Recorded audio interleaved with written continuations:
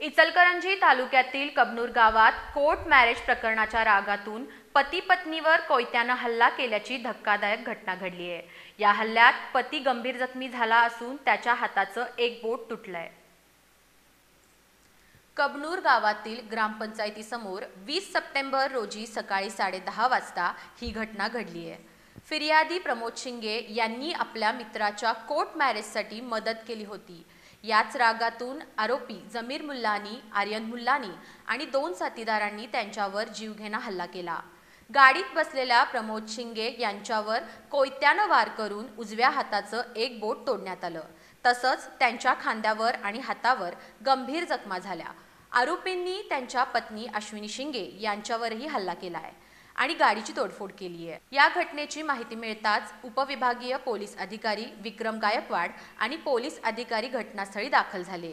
Shivajinagar police ठाण्यात या प्रकरणी गुन्हा दाखल करून तपास सुरू आहे। या घटनेमुळे परिसरात भीतीचं वातावरण पसरलंय।